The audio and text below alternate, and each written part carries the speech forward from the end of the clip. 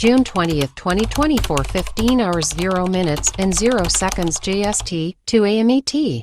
Approximately 3 months before. Mizu5. Mafuyu's fifth focus event, Reeling in the Lights, was released on Sekai. As per usual, all sides of the fanbase praise the cards and the story, but something is different here. Mizuki, despite not being the character mainly focused on in the event, had a lot of attention drawn towards them, all of which teases the next event, which was to be the highly anticipated Mizu5 event, or Mizu5. Like, actually check this out. 辛いな。僕は自分は全然できてないのに、真冬にあんなこと言うなんて。でも、見方か。真冬は強いな。もう前に進めたなんて、それにちゃんと受け入れてもらえたんだ。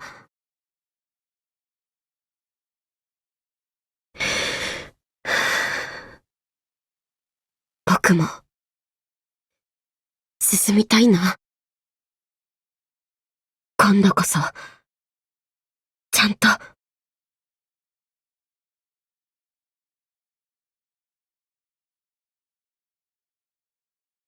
These scenes heavily imply that the plot regarding Mizuki's secret will finally advance next event, a plot point that has been in the oven for almost 3 years as of the making of this video.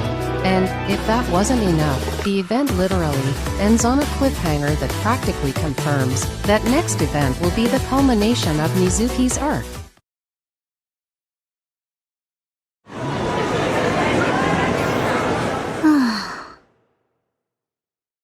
ほんと最悪。文化祭の出し物がイカ焼きとか。ソースの匂いきついし、クラティも可愛くないし、モチベ上がんないな。まあでも、水木もやる気出してるみたいだし、今回は私もちゃんと参加しよっかな。そういえば、水木のクラスは面白そうなことやるんだっけ？そうだ、せっかくだし見に行っちゃおっと。驚くだろうな。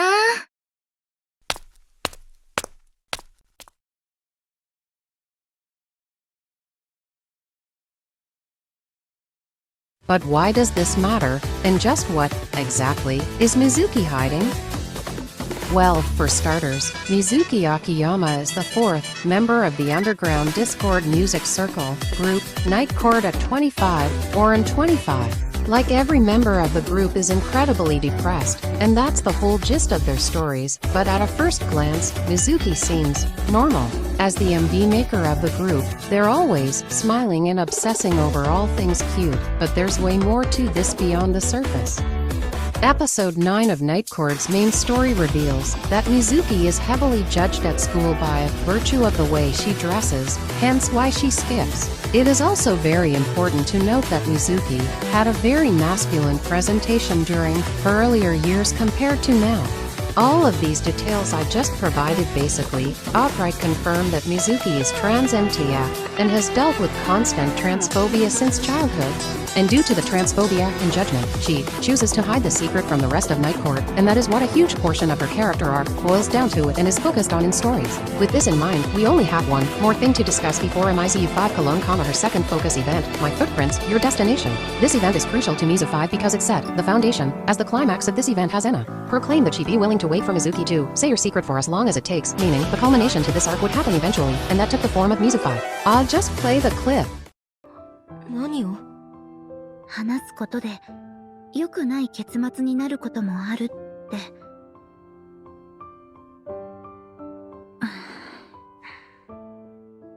水木がそういう風に考えて話せないならそれでいい。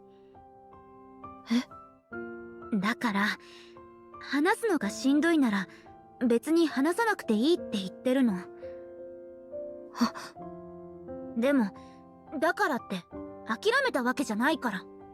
水木が暗い顔してるのが嫌なのは変わらないし、力になりたいのも変わらない。だから、いつか、話してもいいって思ったら、話して。それまで待ってるから。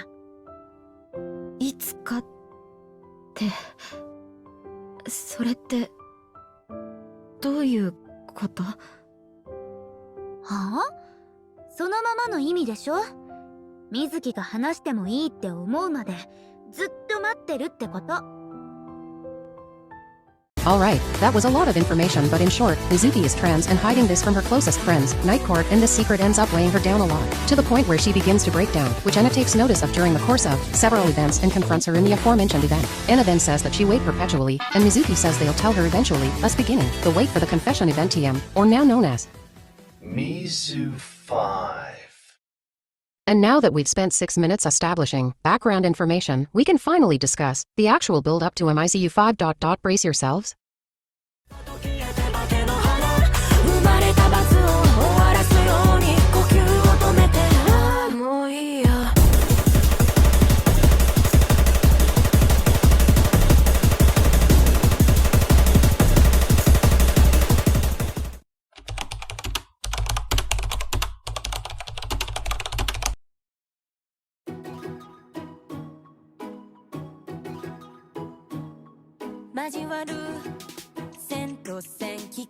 Fans everywhere were sent into an outrage as they patiently waited for the next N25 event. I was one of those fans BTW. After this, people started speculating about the possible release date of Mizu5. Would it be July? August? September? Well, not really. But eventually, our patience was rewarded during the 4th anniversary livestream.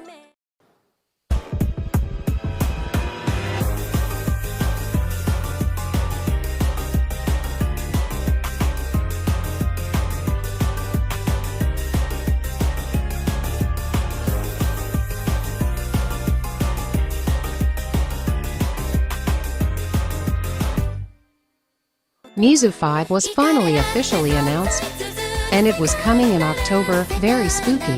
The instrumental sounded very cheerful and happy, so the fandom definitely wasn't fearing for their lives. The song was to be produced by Nakiso, and as per usual, he gave us a nice little comment that sounds very friendly. I think there are some realities that we simply have no control over. Ones that made us think, well, it can't be helped. Please be prepared for them. This, paired with the short glimpse we got at the song and the October release date, shook the fandom. Now, with the song teased, you'd think all that's left is to wait for the event. But fans discovered something, let's just say very queer LOL. Mizu5's starting date was on the same day as National Coming Out Day. Coincidence? I think not. Is what I'd be saying if Mizu5 wasn't, you know, delayed out of nowhere by a day. This was pretty foretelling, to say the least, considering Colorful Palette never delayed events. Also knowing what we know now, the production issue was probably due to Mizuki leaving the real world. Anyway, Mizu5 was still announced at the expected date, and to say it broke the fandom was an understatement. We were all there. We all remember the memes, the panic, the hashtag Mizu5TWT, the PFP cults, and the Ravens edits. To understand just how hyped this moment was at the time, let's take a look back at the official announcement for Mizu5. On October 10, 2024, the event, Where Does the Path of Thorns Go?, was announced officially on Twitter. And as you can see, this post got a lot of traction. 2OK likes is nothing to scoff at, and, in fact, this may be the most liked Twitter post on the official account. Mizu5's sweet baby. Hype for Mizu5 was through the roof, and does anyone else hear those ominous bells tolling? Anyone in the fandom should be familiar with the phrase, does anyone else hear? How? What's that? You can't hear me over the sound of these ominous bell tolls. 1 second. As I was saying, Anyone in the fandom should be familiar with the phrase, "Does anyone else hear that ominous bell tolling?" But just where does this meme originate from, and why was it so widespread during Mizu5? To answer that question, let's go back to last year, when a certain N25 cover released. On May 17, 2020 for the Night Court cover of Heat Abnormal, a popular song composed by Iwo was released. The song has nothing to do with Mizuena or Mizu5, but there is a line sung by Mizuki that does relate to the topic of bells.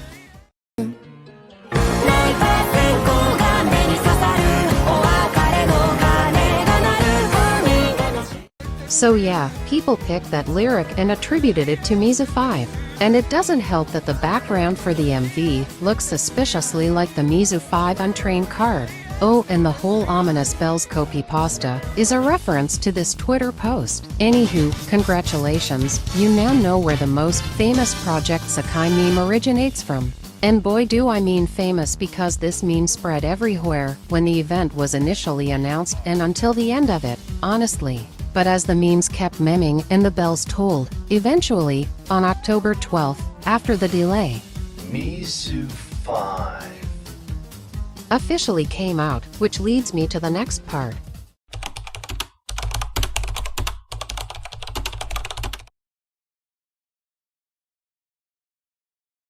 On October 12th, 2024, at 18 hours 0 minutes and 0 seconds JST, Mizu5, or Where Does the Path of Thorns Go, finally released. Notably, the cards didn't leak before the event dropped, which is mostly unprecedented for PGSK events, further fueling the hype for the upcoming Mizu5. Oh yeah, and speaking of the cards, man, they're so good. The gacha, Eddie King Flower in the end, came out at the exact same time as the event, pretty rare, and of course it was received well. These cards are iconic. I'm not here to analyze them, but the impact this set had on the fandom was like a nuclear bomb to the already wasteland known as Mizu5. Oh, and the story, boy oh boy the story. During the month of October, Mizu5 was everywhere because of the heartbreaking yet realistic story. For reference, look at the views for Mizu5 compared to Mizu5. I'll link more thorough discussions surrounding Mizu5 in the description below for those interested. Though, there are two things about the story I do want to touch on. 1. This ominous message that appears right before Chapter 8 saying that Mizuki will stop appearing in real-world area conversations temporarily. Don't quote me on this, but I'm 88% sure the implementation of this new feature was why the event was delayed, which I mentioned earlier. And secondly, this story 100% solidifies Mizuki as being trans, although it was obvious. LOL, suck it transphobic Russians and media literate people. Sorry, had to blow off some steam. Moving on, the event song, titled Fake No Hana, is a 2D MV, so it released on the same day as the event in-game. And the official release of the song came out on the 19th of October, right after the event ended as per usual. It currently stands at 8.5 million views as of editing, which is impressive considering it's not even 3 months old. With that being said, the week of October 12th to 19th came and went, as the fandom began to recover from imploding in on itself. But wait, there's more. The usual event Afterlive was different this time.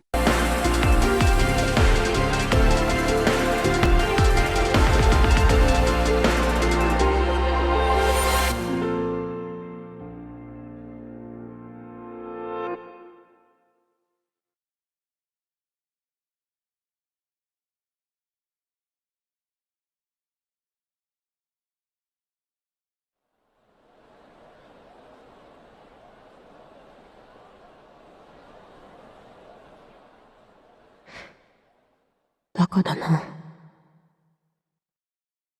もう、みんなとは歌えないのに。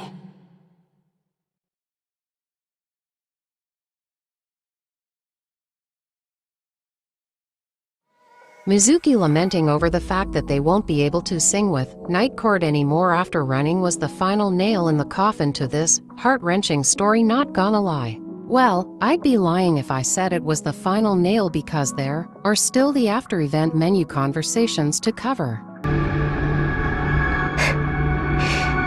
何かやって気を紛らわせたいのに、何にもやる気起きないな。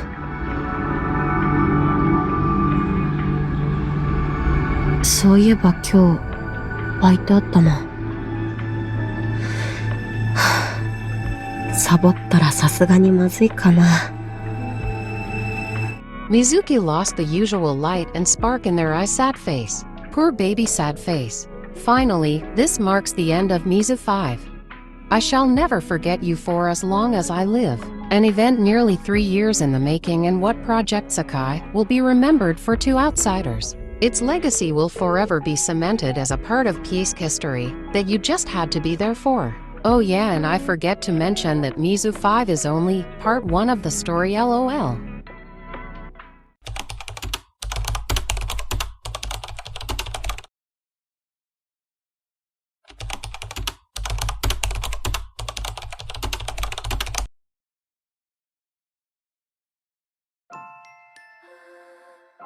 Wowzers, that's a lot of likes again. NA5 is not nearly as impactful as Mizu5, but it succeeds in elevating what Mizu5 put on the table. The event continues after the cliffhanger from the previous story, Mizuki running away. But this time it focuses more on Mizuena's relationship, and finally concludes this 3-year-long arc with Mizuki telling Night Court that they're trans, in a side story. Seriously, what?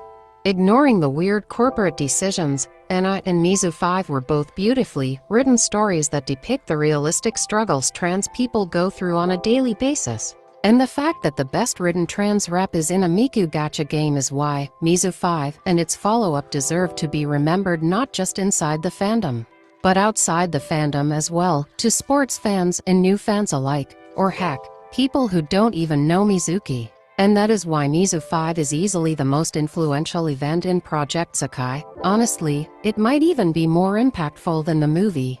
Not sure. Oh, and before we go, here's a useless calendar I made for Mizu5, I guess.